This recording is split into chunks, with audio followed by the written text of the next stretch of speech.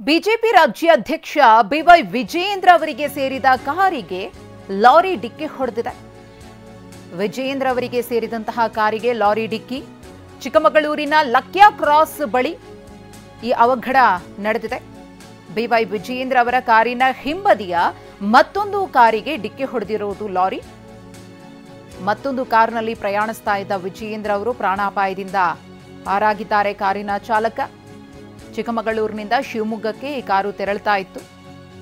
ಡಿಕ್ಕಿಯ ರಭಸಕ್ಕೆ ಕಾರಿನ ಹಿಂಭಾಗ ಸಂಪೂರ್ಣವಾಗಿ ಜಖಮಾಗಿದೆ. ಬಸವತತ್ವ ಕಾರ್ಯಕ್ರಮವನ್ನು ಮುಗಿಸಿ ತೆರಳುವಾಗ ಈ ಘಟನೆ ಸಂಭವಿಸಿದೆ.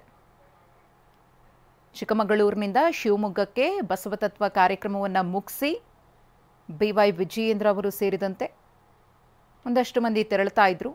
ವಿಜಯೇಂದ್ರ ಅವರಿಗೆ ಸೇರಿದಂತಹ ಕಾರಿದು. ಆದರೆ ಈ ಕಾರ್ನಲ್ಲಿ ವಿಜಯೇಂದ್ರ ಅವರು ಇರಲಿಲ್ಲ. ಚಿಕ್ಕಮಗಳೂರಿನ ಲಕ್ಯಾ ಕ್ರಾಸ್ ಬಳಿ ಅವಘಡ ಸಂಭವಿಸಿದೆ. ಈ ಕಾರ್ಗೆ ಏನು ಲಾರಿ ಬಂದು ಡಿಕ್ಕಿ ಹೊಡೆದಿದೆಯಲ್ಲ, ಅದರ ಕಂಡೀಷನ್ ಹೇಗಿದೆ ಅನ್ನೋದನ್ನು ಗಮನಿಸ್ತಾ ಇದ್ದೀರಿ. ಕಾರ್ ಚಾಲಕ ಅದೃಷ್ಟವಶಾತ್ ಪ್ರಾಣಾಪಾಯದಿಂದ ಪಾರಾಗಿದ್ದಾರೆ. ವಿಜಯೇಂದ್ರ ಅವರ ಕಾರಿನ ಹಿಂಬದಿಯ ಮತ್ತೊಂದು ಕಾರಿಗೆ ಲಾರಿ ಡಿಕ್ಕಿ ಹೊಡೆದಿರೋದು.